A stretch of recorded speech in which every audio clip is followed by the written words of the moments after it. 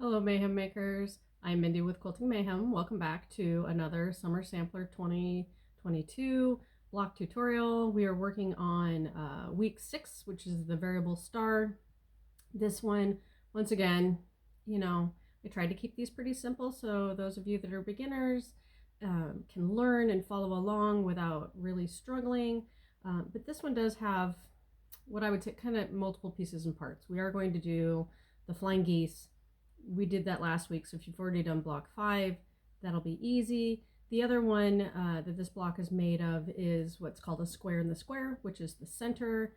And I'm going to show you how to fussy cut this lovely piece of fabric to get you a design that's going to be in the center of your star with some triangles on the edges. So I figure I'm going to start out with the fussy cutting. We'll kind of go from there. So buckle up. This will be a little bit longer video, but I promise I try to keep them as brief as possible. So let's get started. Let's move you down here. And I figure I really like this kind of star design in the middle. It looks like a lone star kind of. And so we need a 6.5-inch square. So what's going to make it easiest is I just have a 6.5-inch square. This is a staple in my sewing room, so I highly encourage you to invest in one because you'll use it quite a bit. But otherwise, if you have a bigger square, that's fine. Just use like blue painter's tape and tape off at the 6.5 mark so that you can try to make sure that you get your design in the center. But otherwise, the plus of this, like this creative grid, it's got a bullseye. It's keeping it simple. We know where the center of the design is going to be because it's in the center of this square. So for this situation, it's kind of nice. Now, some rules of thought. I'm looking at kind of everything that's surrounding this design. So I can either put the star itself dead center in my ruler, or I can shift. Like if I want something else, there's some other fun designs in here. There's this kind of horse, almost chess piece looking horse. You've got the skeleton hand with the seam ripper. There's some fun things. So I could choose to move the ruler up or down more and actually offset the star because I want to get another piece in here, right? So these are all decisions you get to make. Make it your own. You know, you don't have to do exactly the same as me. Keep in mind though, so the nice thing with these rulers, there is a 1/4 inch marking all the way around. Anything that's in that outer 1/4 inch of that ruler, you're going to lose. So don't go making sure that you have, an ear in there because you're going to lose the ear. So anything in that outer edge, be okay to let it go. All right. So I think for fun's sake, I am going to offset it and maybe there's this lovely character that's got a rotary cutter. It gets the hand with the seam ripper. I'm getting some of the horse, but I'm going to lose some of him down here, and I'm okay with that because I still get a majority of his head. I'm being mindful, like if I moved it up further, it would chop his head in half. I don't feel like doing that. But I am making sure I keep an eye on like the rotary cutter up top. I'm keeping it below that 1/4 inch line so that it will stay within the block. And I'm just kind of looking all the way around. Now, if you're new, you're a little nervous, take a friction pen and just draw it out. Because that way you could then make sure everything looks the way you want. So you just draw your line. The nice thing with the friction pen is you just put a little heat on it and it disappears, right? So that keeps it simple. So I'm just gonna kind of draw this out. That way I can look at it. I can take the ruler off. I don't have that distraction and I can see, okay, yeah, I even get like the ladies in here. I get this pin cushion here, part of the crown. I get a lot in here. So I'm happy with that.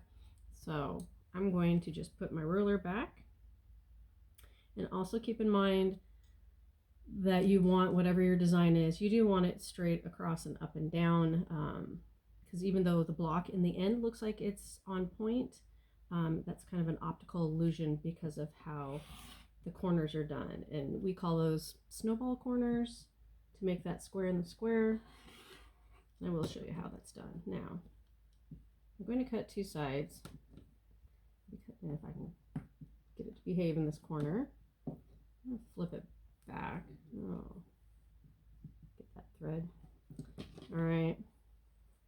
And then what I'm going to do is actually rotate it. If you have a rotating mat, this would be a great place for it. And then that way, and I can even like chop it off so I can get some of this out of the way. If you don't mind kind of cutting your fabric even more. And then these two sides that are already cut, we're going to line them up, make sure the fabric's nice and straight. And I'm just going to cut the other two sides. Okay. So this quilt pattern is going to give you some fabric with holes in it, kind of like English paper piecing, but it's fun because I love these prints. They give me a lot to work with. So this is going to be the center. The rest of this, save it, because if you want to fussy cut the centers for the sashing, you're going to use more of that. All right, so I'm going to bring you up here. Come back over this way with me. All right, so this guy, we're going to then take 4 squares. So if you're not using this fabric, using something else, it'll be whatever fabric. Otherwise, like if you're following along with the kit, you'll have this fun print. Draw diagonal lines on the back side. And we're just going to start at one corner. So I'm going to line up my edges. So line up this side and this side. And then sew right on the line. You might be able to see it. I need to get probably a new friction pin. It's not very dark. You're going diagonal from the center here to the center there. All right. So we're going to start with that. And then I'll do the other corner. I'll show you.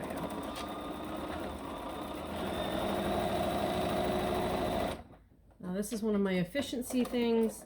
I like to do 2 opposing corners at a time. So then I come over here, same thing. I'm going to line up this corner. I'm going to go from center to center.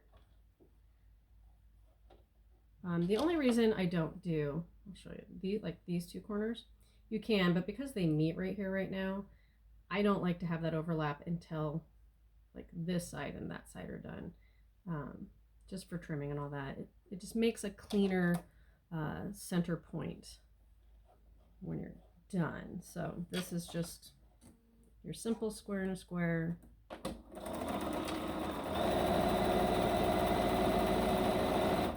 And then you can take your trusty 4.5 by 8.5. We're done with Mr. 6.5. You could use this one too, but if you've been following along, this is my favorite. And it's got that 1/4 inch marking. So I'm just going to lay it right on my stitch line and I'm going to trim. So I'll show you. And I think I mentioned in the last video, you could take all these triangles that are getting chopped off and turn them into something. If you do, please show me. I'd love to see it. Okay, so it's gonna look kind of funky. It's gonna look like this. We're gonna come over here to the happy pressing station. Love this. We're gonna give it that good old starch. That is best press flatter in water. And the scent I'm using right now, Pineapple Grove. Summertime, you need pineapples. And then like my best press is unscented. I don't get like super crazy and have a scented best press and a scented flatter. That would send my sinuses just in a super big tizzy. Because yeah, I'm that person that's, you know, some perfumes, they bother me, but the pineapple doesn't seem to. But if you're that way too, just get unscented, all, you know, best press and flatter, so you don't have a problem. I just enjoy that by the time this quilt will be done, it's just going to be like all pineapple-y fresh, which is fun. All right, so we have 2 corners. We're going to do the other 2. So then I'm going to come to this side, line everything up and stitch it. And then do the opposite corner. So this one's almost done. And then we'll show you the flying geese.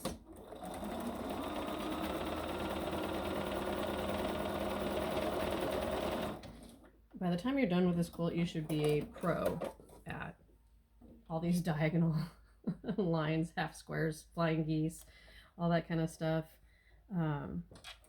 you'll be showing all your friends how to do it. They're simple and fun.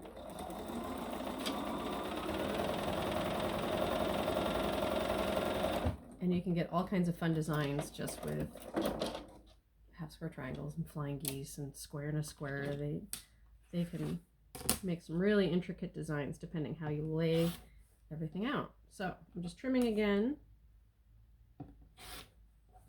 And because I don't have lots of crazy free time, those just go away.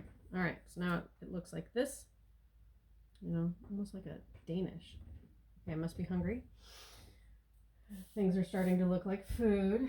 Or an envelope. There we go. Looks like more like an envelope, maybe. You can tell maybe I need some caffeine. I think I say that all the time. Caffeine is my lifeblood. All right, so I'm pressing the seams open, and then I press it flat. So that's what your center is going to look like. Look at those. Look at how crisp. Nice, lovely flat seams. Oops. And you're making sure that there is a 1/4 inch between where this top center point is and the top edge. So those are your key things you want to look for in these blocks, and then measure it. Make sure it still measures your good old 6.5 inch square. Okay. So then flying geese. We've done them again and again and again. I'm sure you're tired of them. So these ones, if you're following along with the kit, look like this. Take your rectangle, take one of your squares, draw a diagonal line.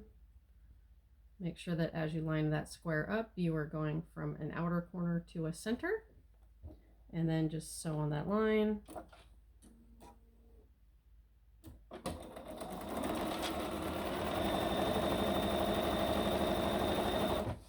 Do the same thing. We're going to cut it, we're going to press it, and then we're going to put the other side on,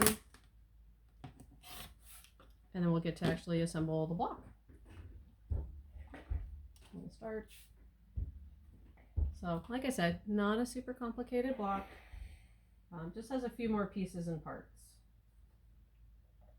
And that's why last week we started with just flying geese.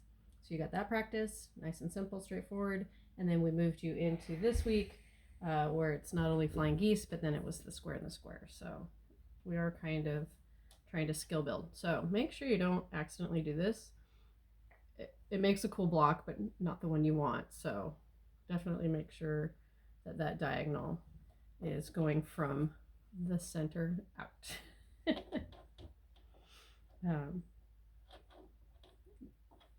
Just little important things. I know sometimes I get going too fast and don't always pay attention. So those kinds of accidents do happen. Hopefully you have some extra fabric just in case.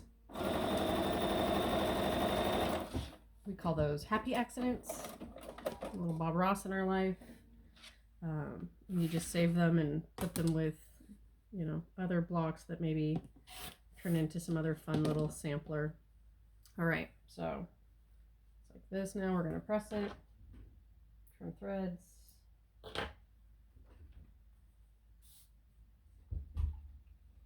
And then we're going to put it together in essentially a row format. The rows just aren't all the same, and I'll show you what I mean. Because the top and bottom row will be flying geese with squares on either end, but the center is going to be our square and square block with flying geese. So we'll show you how that goes. I'm going to let that sit there and cool down. So top and bottom rows are flying geese and squares on either end. Okay, so you're going to do 2 sets of those. So we'll do that. And then the square and the square, this guy will be flanked with flying geese on either sides. So the key to doing this part is you're going to take at least one, flip it over, and then match your beginning and end corners, especially if you're new.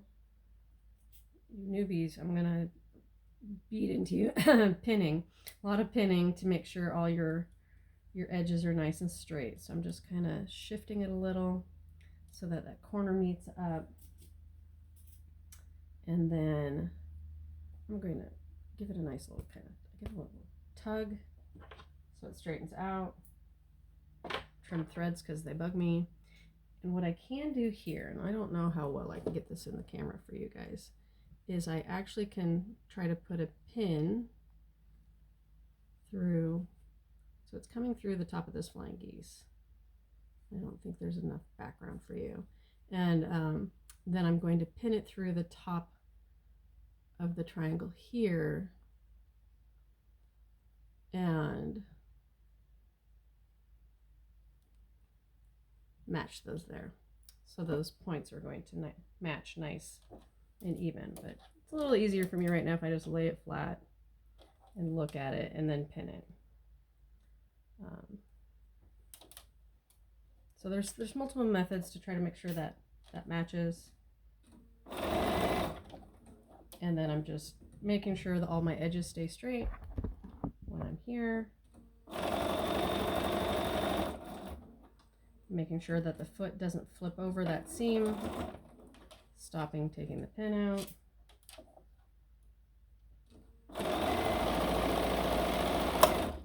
Oh, see, I didn't take the pin out. And you heard that. The needle hit it. That's not good. Don't tell my technician. Because bad things can happen. So that's why you don't do that. See, I'm here to show you why you don't want to do those things. We need to do the bottom row. Add a square to the outside. And then, because I like to be a little more efficient, I'm going to sew. So we have this guy. We're going to sew this square on. And then we'll take it to press it. I like to do as much stitching as possible before going and pressing. To me, I feel that's more efficient. So then we'll take this geese, put it on here,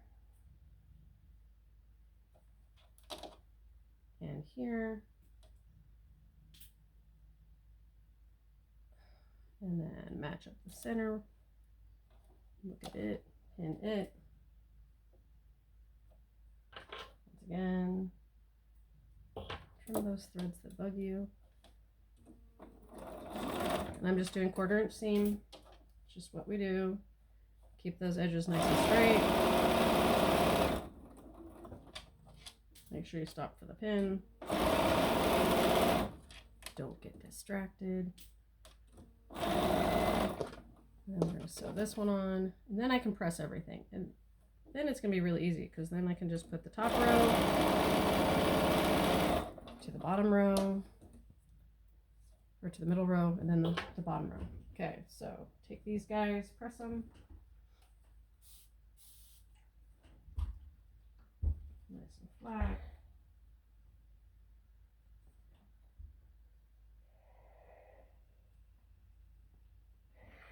Do it on both sides.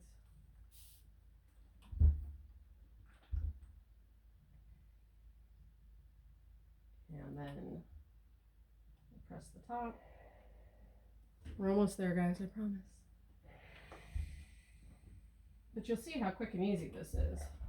So.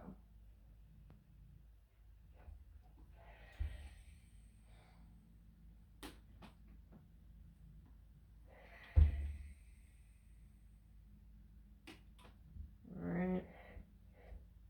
Get those. Good and pressed. So then, this is what this guy looks like. All right. Then we'll take, this is what, you'll have two that look like this. And then you're just going to put them on top of each other and then match these seams. And pin. A little more pinning once you get to this point, because there's more places for it to join. And then you're trying to make sure those points match up as best as you can. If they're not perfect, please let that go. I'm here to also teach you to not be quite so OCD on points matching. If they're off by a smidge, don't go ripping it out. Or if you're ripping it out 3 times and it's still off just by a smidge, just stop. You're good. All right, so top row to the middle row, 1/4 inch seam, stopping, pulling the pin, and then because I also like chain piece, so I don't use as much thread. I'm now cutting this off. I'm gonna come over here, press it real quick so it can sit and cool down while I sew. So if you're new, you may not want to be quite this all over like I am, but as you get more comfortable, you can get to this point where it's okay to stop in the middle of sewing your block, to press something else so that it's ready when you're ready, and all of that. So don't worry, you don't have to stop and iron like I'm doing here in the middle. You could just do one step at a time. All right, so pull the pins out, keep making sure my edges are straight.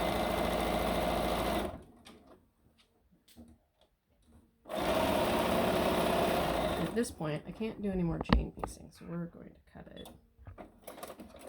And just like the other part, where I could do 2 sides before pressing, I'm going to do the same thing. So I'm going to come over here, put this other row on,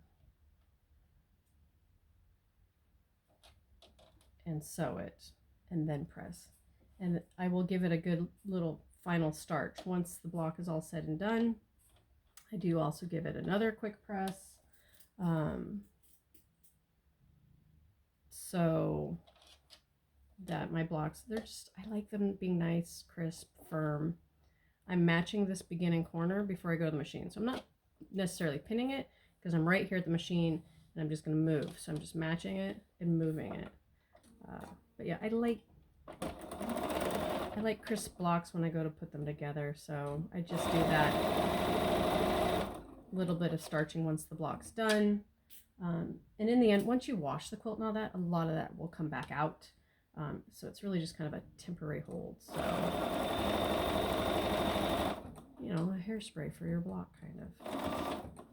You want to keep all that loveliness where it belongs until you're ready and quilted and it's going to its new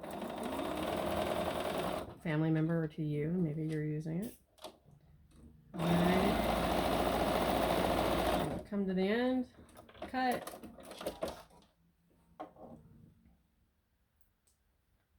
And then I'll have it right side up. This is how it's going to look. I'm just going to press it and we're going to be happy. But notice, see, like if this type of thing might have bothered you, I have them really close, so I'm okay with it. But those are the things you need to keep in mind when you're doing this fussy cutting of the square is, you know, maybe you don't want these ladies as cut off, and so you might shift it another way. But notice I still have all my star. I didn't lose my points, you know, but I did lose. Well, I didn't quite lose. I got right at the top of his head. I was close to cutting his head off. So those are things to be mindful when you're doing that fussy cutting. Otherwise, here's your variable star. Once again, you could do a whole quilt of these. I think they're adorable. Stars are one of my favorite blocks. So, all right. I hope you have a good time doing this block and just keep on stitching.